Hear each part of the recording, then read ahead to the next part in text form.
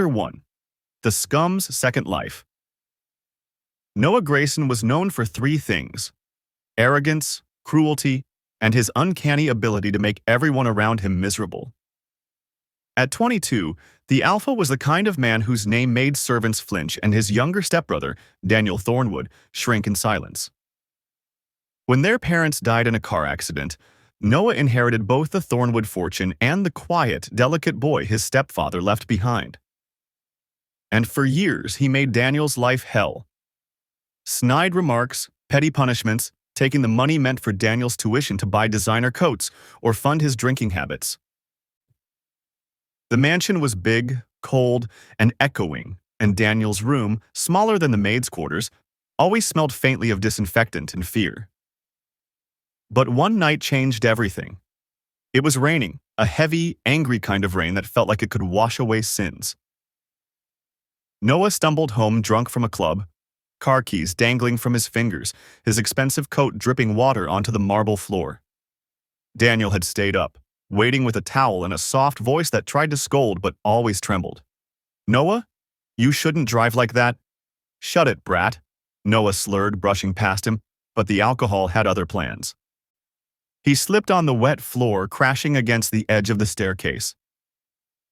The last thing he remembered was Daniel's horrified shout and the crack of his head hitting marble. And then silence. When he opened his eyes again, it wasn't Noah Grayson who blinked into the sterile white light of the hospital room. It was Leo, an ordinary college student from another world, who had stayed up all night reading an ABO novel called Thorns of the Enigma. The same novel where a scummy alpha stepbrother named Noah Grayson died early, and where his cruel actions pushed Daniel Thornwood to become the future Enigma Mafia king, who would later destroy half the world. So when Leo saw the familiar name printed on the hospital file, Patient Noah Grayson, he froze. "You've got to be kidding me," he whispered. The nurse smiled kindly. "You had quite the fall, Mr. Grayson. Head injury, mild concussion. Your brother hasn't left your side for 2 days?" Brother. Daniel Thornwood. The future Mafia boss. The final villain of the story. Leo wanted to faint again. When he was discharged, Leo made a decision. If fate had dumped him inside this body, he'd fix the damage. He'd be the best brother who ever brothered. He'd feed the kid, help him study, clean the house, and maybe, just maybe, stop him from turning into the Enigma who'd one day paint the underworld in blood. The first morning he cooked breakfast, Daniel almost dropped his spoon. "You're cooking?" the boy asked carefully. Noah, grinned, trying to look casual. "Well, yeah. You think I'll let my baby brother starve? What kind of alpha would I be?" Daniel stared. His pale blue eyes narrowed, searching his face for mockery that never came. "You hate cooking," he said flatly.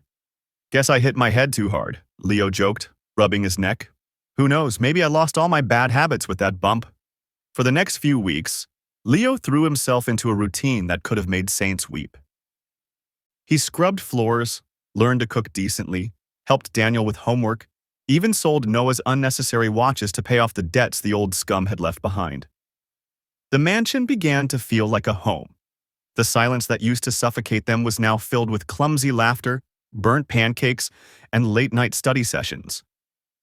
But Daniel noticed everything. He noticed the way Noah now smiled softly instead of smirking. The way he flinched whenever Daniel mentioned their parents. The way he said, "I'm proud of you," like it was a prayer. Most of all, Daniel noticed the absence of malice. It was too strange, too impossible. One afternoon, he sat in the living room pretending to read while Leo bustled in the kitchen. Steam, laughter, sizzling sounds. The same kitchen that used to echo with broken glass and shouting now smelled like garlic butter and peace. This isn't him, Daniel thought, closing the book. Noah could never look at me like that. The doctor had said the injury was minor. A week or two of confusion at most. But it had been 3 months, and this new Noah, this man, was nothing like his brother. Daniel's fingers tightened on the book. "Who are you?" And yet, as he looked toward the kitchen, watching Leo hum off key while flipping an omelet, the anger and fear that should have risen didn't. Instead, warmth spread through his chest. Maybe it didn't matter. Maybe he didn't need to understand. Whoever this person was, he made Daniel feel safe. He made him laugh again. He made him want to live. So Daniel closed his book and whispered to himself, "Whoever you are, please, don't leave." Chapter 2. The Bond That Shouldn't Be. 12 years had passed since the day Leo woke up in another man's body. 12 long, exhausting, and somehow beautiful years. The once cold Thornwood mansion was now alive. Sunlight spilling through the windows, the faint smell of freshly brewed coffee, and two familiar voices arguing somewhere near the kitchen. "Daniel, I told you not to buy another set of those ridiculous imported teacups. You broke the last ones. Because they were ugly. And who drinks tea from something that costs more than my monthly groceries? Hey, don't you dare walk away while I'm talking to you." Leo, who the world still knew as Noah Grayson, chased after his infuriatingly calm younger brother, waving a dish towel like a weapon. Daniel only smiled the kind of smile that made stock investors tremble and housekeepers blush. At 25, Daniel Thornwood had grown into everything his younger self could have never imagined: tall, elegant, confident, and exuding an aura that made everyone subconsciously lower their gaze. His refined manners and quiet tone masked the fact that he could, if he wished, crush anyone who dared to cross his brother. But Leo didn't know that.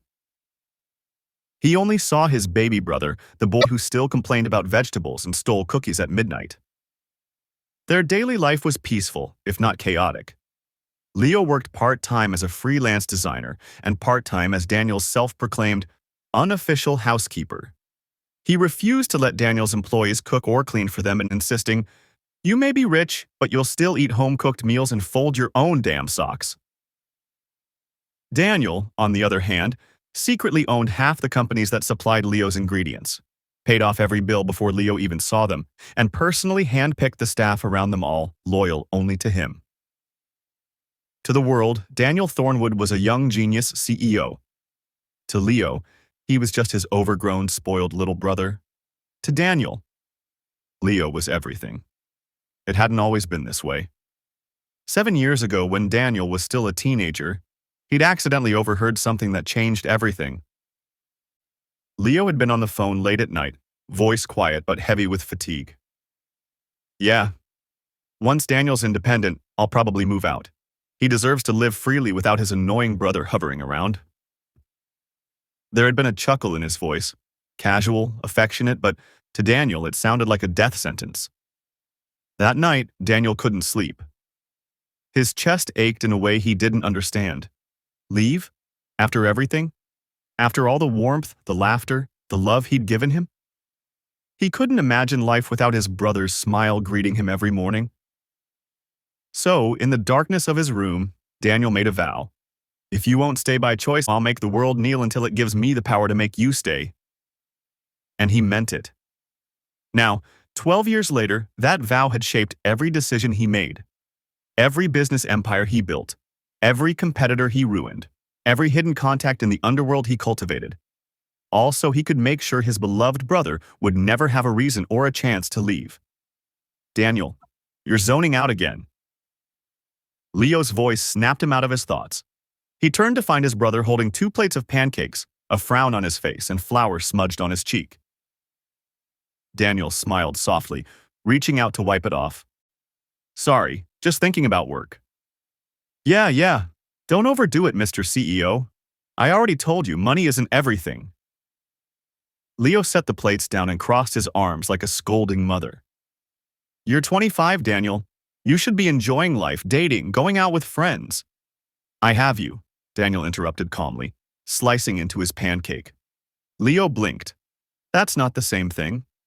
"To me it is." The words were said so casually, but the air between them shifted. Leo laughed it off, unaware of the faint, possessive gleam in Daniel's eyes.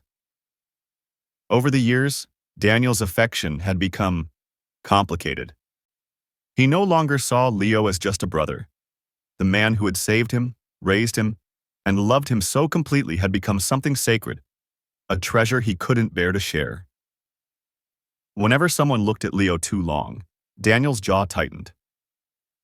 When neighbors complimented Leo's kindness, Daniel's smile would freeze.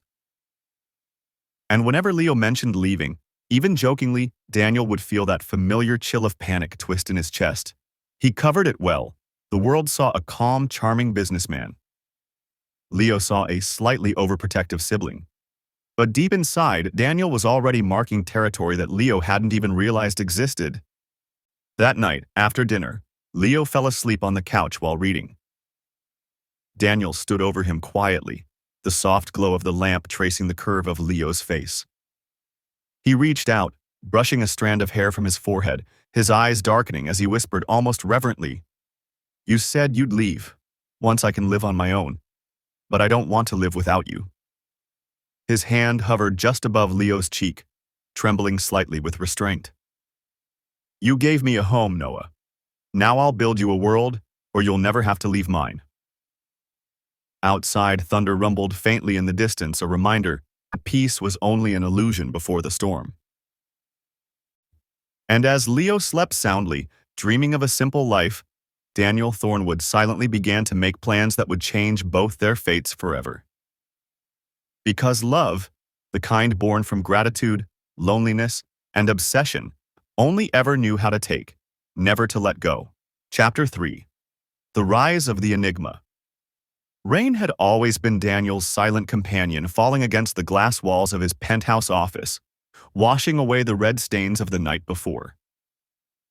To the public, Daniel Thornwood was the youngest, most brilliant CEO in the country, the golden boy of business magazines, the man whose smile could melt boardrooms and inspire markets. To the underworld, however, he was something else entirely. They called him the Lord. No one knew his real face, no one dared to ask.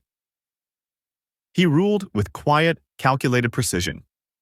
Investments that turned into monopolies overnight, deals that never left paper trails, and enemies that vanished without a trace. And all of it was for him. For Noah.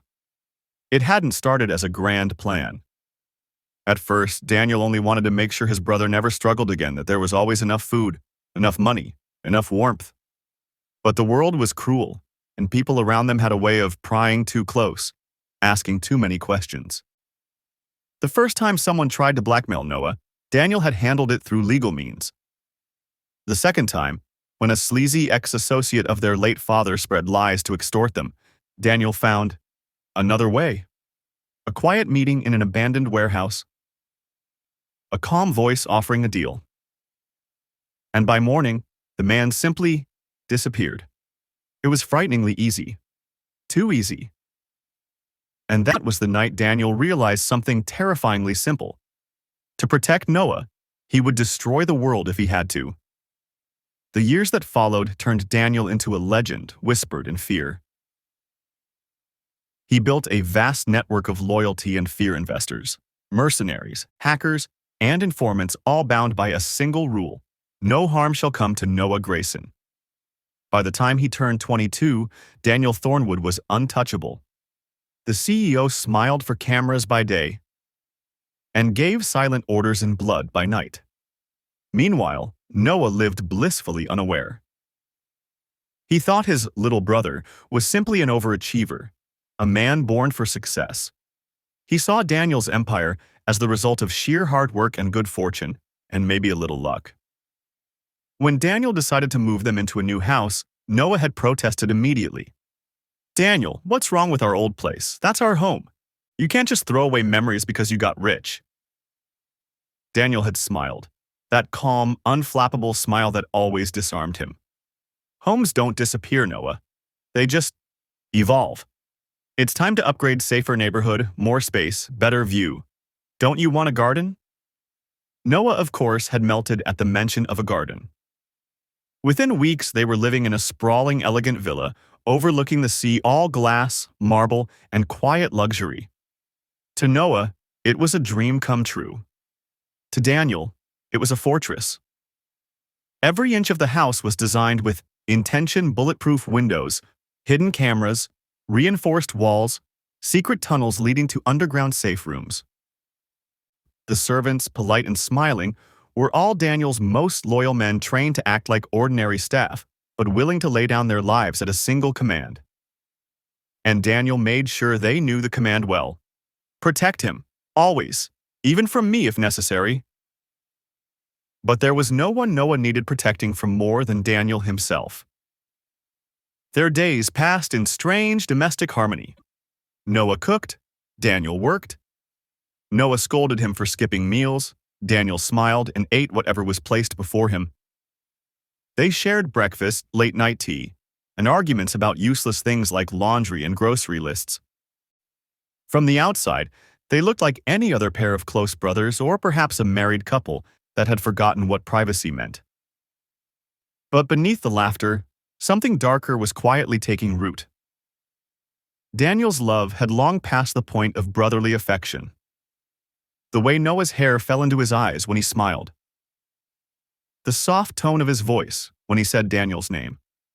The way his warmth lingered after every accidental touch. Each moment burned into Daniel's memory like a brand. He started touching more, an arm around Noah's waist while reaching for something, fingers brushing against his hair when handing him a glass, soft pats on the back that lingered just a little too long. And each time, Noah laughed it off as affection, never noticing how Daniel's eyes darkened when anyone else so much as stood too close.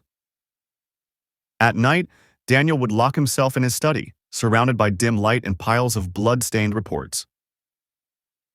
He would read through lists of names people who'd once looked at Noah with bad intentions. By morning, those names would be gone from every database, every record, every existence. And then, wiping his hands clean, Daniel would step into the kitchen, tie his apron, and ask with a gentle smile, "What would you like for breakfast, Noah?" Like the world outside their gates didn't burn for him every night. One evening, Noah stood on the balcony, watching the sunset while Daniel came up behind him. "You work too much," Noah said softly. "You should take a break." "I will," Daniel murmured, his voice low and steady. "Soon." His gaze trailed to the back of Noah's neck, that vulnerable spot where his scent was faintest, softest. His fingers twitched, resisting the primal urge that pulsed inside him. He leaned closer, his breath brushing against Noah's skin. "Daniel, what are you doing?" "You had something on your collar," Daniel lied smoothly, straightening his tie. "There, perfect." But Noah didn't see the faint shimmer of gold in Daniel's irises, the Enigma's mark of dominance barely restrained. Later that night, when Noah fell asleep on the couch, Daniel sat nearby, watching him in silence. The faint hum of the city below, the rhythmic sound of breathing it all, faded into a single truth that consumed him completely. "You're mine," he whispered softly. "My light, my reason, my ruin." His hand brushed against Noah's hair, tracing a gentle line down his jaw. "The world doesn't deserve you, so I'll give you mine instead." The Enigma smiled a smile that could freeze hell itself, and outside, lightning illuminated the sea as the storm began to rise. Because in the end, every empire he built, every secret he buried, every life he ended, was just another brick in the golden cage he was building for the one person he could never let go. Chapter 4. Confession, Confrontation, and Captivity. The evening began quietly, deceptively peaceful, like the calm before a storm that had been brewing for years. The rain fell softly outside, painting streaks across the glass walls of their penthouse. Inside, Noah hummed as he prepared tea, the sleeves of his loose shirt rolled up, revealing faint scars that Daniel's sharp eyes never failed to notice. To the world, they were an unshakable pair, a successful CEO and his older stepbrother who had raised him. But to Daniel, Noah had always been much more: his light, his reason, his obsession. Daniel had been patient, painfully, endlessly patient. Every night he forced himself to restrain the urge to touch too long, to claim, to mark. His Enigma instincts screamed that the man in front of him was his mate, but he had built a cage of discipline around his desire. Until tonight. It began with a single moment. Noah's phone buzzed. Daniel's gaze flickered toward the screen before Noah could turn it away.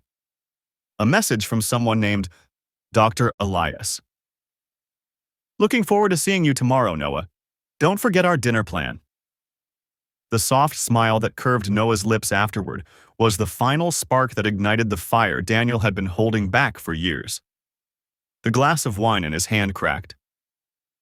A thin trail of red ran down his palm. Noah? Daniel's voice was quiet, too quiet. Dinner with who? Noah looked up, startled by the tone. Oh, just a friend. He's helping me with a new research project. Don't look at me like that. Daniel laughed, low and humorless. A friend. He set the glass down with a sharp click. You've been staying out late recently, smiling more. Is that why? Noah frowned, confused by his sudden intensity. You're being ridiculous again, Daniel. Don't tell me you're jealous. Daniel moved. The distance between them vanished. His hand braced the counter beside Noah's hip, trapping him. The air thickened with the scent of Enigma pheromones, dark, intoxicating, suffocating. Jealous? Daniel's voice dropped rough with restraint. You think it's jealousy when I can't sleep because you're not beside me? When every man who so much as looks at you feels like a threat I have to eliminate? Daniel. No, Daniel interrupted, eyes burning gold under the kitchen light. Let's stop lying to each other. His hand caught Noah's chin, forcing him to meet his gaze. You're not my brother. Noah froze. The world tilted. I've known it since years ago, Daniel continued, his tone soft, dangerous. You have his face, his voice, his memories, but not his soul. You're different. And I don't care who you are. He leaned closer, breath ghosting against Noah's lips. Because I don't want a brother. Daniel, please, listen to me, Noah's voice trembled. You're right. I'm not him. But Daniel didn't let him finish. His lips crashed against Noah's in a desperate claiming kiss that stole his breath and scattered every word he'd been about to say. The mug slipped from Noah's hands, shattering on the floor, but neither of them noticed. Daniel's arms wrapped around him tightly, almost painfully, as if afraid Noah would vanish if he let go. Don't say anything, he murmured against his lips. I don't want the truth. I don't care if you're a stranger, an angel, or a ghost wearing his face. Whoever you are, you're mine. That night, Daniel didn't resist anymore. Years of suppressed longing burst free, devouring every restraint he'd built. He confessed everything. His love, his obsession, his madness. He proposed, not with gentle words, but with a vow carved from possessive desperation. Marry me, Noah, or I'll destroy the world that tries to take you away. And Noah, trembling and frightened, yet unable to bear the pain in Daniel's eyes, finally whispered, Oh, all right. The wedding that followed was breathtaking. Ivory flowers, moonlit vows, and luxury beyond imagination. But beneath the beauty lay chains unseen by the world. That night, when the ceremony ended and the world slept, Daniel claimed Noah fully. His lips pressed against the side of Noah's neck, fangs grazing skin before he sank his teeth in gently, marking the scent gland that no one else would ever dare touch. Now you'll never run from me, Daniel whispered against his throat, licking away the faint trace of blood. From then on, their lives intertwined completely. Daniel became clingy, territorial, and endlessly affectionate, hovering over Noah, wrapping him in his scent whenever another person approached. He would remark him often, his voice low and rough, as he murmured possessive promises during their intimate moments. Noah, despite initial resistance, found himself softening. The domestic warmth, Daniel's tenderness in the mornings, the way he'd cook breakfast and fix his tie. It all began to blur the edges of right and wrong. He didn't know that beyond the walls of the luxurious mansion, Daniel's empire ran on blood and fear. That every laugh, every quiet dinner was guarded by men loyal enough to kill at a single command. To Noah, Daniel was still his loving, overprotective husband. To Daniel, Noah was his world, his mate, his treasure, his possession. And no one, not even fate, would ever take him away again. Chapter 5. Bound in Gold and Secrets. 7 months had passed since their wedding. 7 months of warmth, soft laughter, and a love that felt more like a silken cage.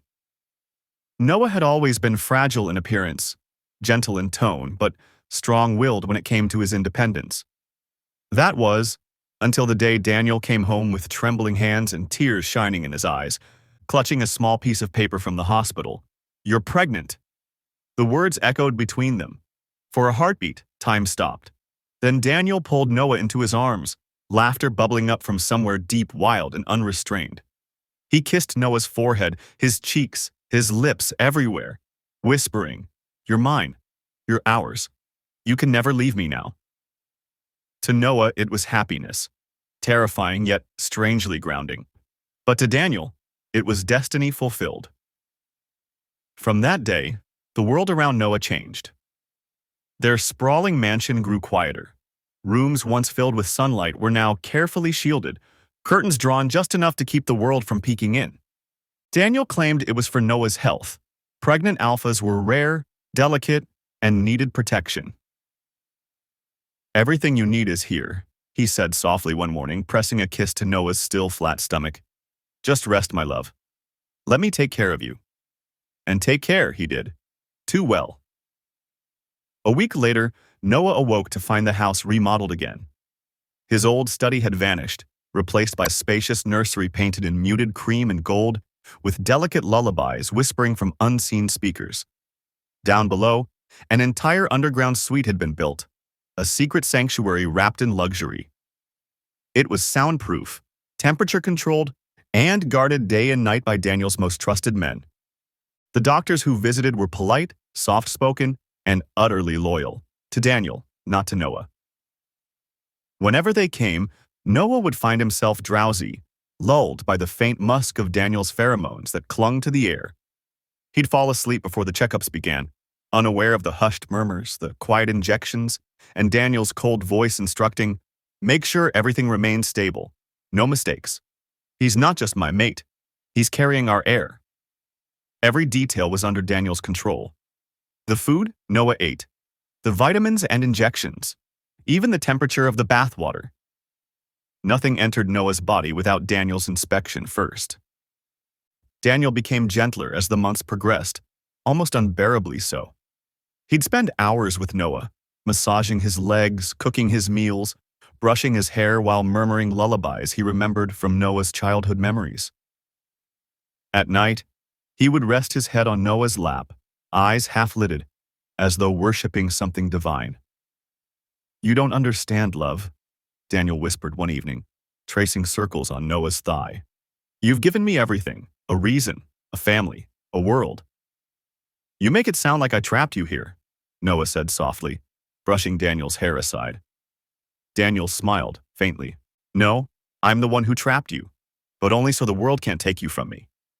Noah froze for a heartbeat. The words hung in the air, gentle, affectionate, but laced with a truth he wasn't ready to face. He wanted to protest, to ask why he hadn't left the mansion in weeks, why his phone calls never connected, why even the doctors refused to meet his eyes. But every time he tried, Daniel's tenderness dissolved his doubts. He would draw Noah close, wrap him in his arms, and press his scent into Noah's skin until the alpha inside him purred in surrender. The warmth, the pheromones, the love, it was all too much. Daniel had made sure that even Noah's instincts betrayed him. Behind closed doors, the truth was darker. Daniel's empire had expanded quietly over the past months. His enemies, once bold, were now corpses in forgotten alleys or missing without trace. Anyone who even thought of prying into their personal life disappeared overnight. Security cameras surrounded the property, and Daniel personally reviewed every feed before bed. He'd sit in his study, surrounded by blood-stained ledgers and photos of his enemies, his gaze softening only when it landed on the monitor showing Noah asleep. "You're safe now," he whispered, fingers brushing the screen tenderly. "You'll always be safe because I'll destroy anyone who tries to take you away." Noah would never know. Not now. Not ever. Daniel intended to keep it that way. Sometimes, when Noah woke in the middle of the night and saw Daniel watching him, eyes dark and unreadable, he'd feel a flicker of unease. But the moment Daniel smiled, all his fears melted away. because Daniel loved him, because Daniel cared for him, because Daniel would never let him go. Noah didn't realize that love, when wrapped in gold and whispered promises, could feel so much like captivity. And somewhere deep inside, Daniel knew, if heaven itself tried to take Noah from him, he'd burn it all to the ground. Chapter 6. His Heaven, His Hell. The months drifted by like a dream, golden, quiet, and heavy with the scent of home. Noah's belly grew round with life, his movements slower, his laughter softer. Every day began and ended with Daniel. He woke to Daniel's hand rubbing soothing circles over his stomach and fell asleep to Daniel humming softly beside him, as though afraid to miss a single breath Noah took. To the world, Daniel Thornwood was a genius CEO who had built an empire before 30. To the shadows, he was something far more dangerous. The ruler, the Enigma, the Mafia king whose name made even the underworld tremble. But to Noah, he was simply his husband, his overprotective, obsessive, endlessly doting husband. And Noah, despite the quiet unease in the back of his mind, smiled through it all. Every morning, Daniel made breakfast himself. No spicy food, he'd remind, setting a tray of fruit and porridge on Noah's lap. And don't even think about coffee. Noah would roll his eyes. You act like I'll explode if I touch caffeine. Daniel smirked, crouching beside the bed to brush his lips against Noah's mark. You might not, but I'll die worrying. When Noah laughed, Daniel's entire world lit up. He'd stay kneeling there for a moment longer than necessary, just watching Noah eat. The way his cheeks puffed slightly, how his eyelashes fluttered when he smiled. Daniel had seen blood, death, and betrayal 100 times, but none of it compared to the peace of this, his love, eating breakfast in the safety of their home, completely unaware of the monsters outside. In the last weeks before the birth, Daniel's protectiveness reached terrifying levels. Noah wasn't allowed to walk on stairs alone. Noah wasn't allowed to open doors without supervision. Even the windows were sealed shut, for safety reasons. The underground suite became their sanctuary once again. The walls shimmered with soft golden lights, and hidden sensors monitored Noah's every heartbeat. Daniel slept in a recliner beside the bed, barely closing his eyes, as if the act of blinking could make Noah vanish. When the contractions started, he was ready. The doctors, his handpicked, loyal to their bones, were already waiting. Every instrument sterilized, every step rehearsed. Daniel held Noah's hand through it all, his knuckles white, voice low and steady. You're doing perfect, love. Just breathe. I'm right here, always here. Hours later, when the cry of a newborn echoed through the suite, Daniel felt something inside him break open. Tears blurred his vision as he looked at the tiny bundle placed in Noah's trembling arms. Their baby. Their miracle, his heir. Their baby girl, Lucy Thornwood. Noah smiled weakly, eyes glistening. She looks like you. Daniel laughed hoarsely, kissing both of them. Then the world's in trouble. The days after the birth were a haze of quiet bliss. Daniel refused to let anyone else hold his baby girl unless he was in the room. He fed Noah by hand, whispered stories against his skin, and buried his face in Noah's neck whenever sleep threatened to take him. His scent never left Noah, not for a single hour. The enigma in him purred every time Noah leaned into his touch, every time the baby's tiny fingers wrapped around his own. Sometimes, when Noah was too tired to talk, Daniel would just sit beside him and watch, his heart so full it hurt. I can't exist without you, he murmured one night, voice thick with emotion as he caressed Noah's cheek. You're all I ever wanted. You're everything I ever needed. Noah looked up at him, exhaustion fading into something softer, something almost like surrender. You really mean that, don't you? He whispered. More than my own life, my sweetheart. Noah smiled faintly, tears slipping down his cheeks. Because for all the intensity, for all the possessiveness, no one had ever loved him like Daniel did. So completely, so unreasonably, so irrevocably. And even if there was something dark behind that love, Noah couldn't bring himself to look too deeply. Maybe this was his heaven and his hell both. That night, the mansion was silent except for the lullaby of the wind. Baby Lucy slept peacefully in her small crib beside their bed, her little chest rising and falling in rhythm. Noah slept too, nestled in Daniel's lap, his breathing slow and deep as Daniel's pheromones wrapped around him like silk.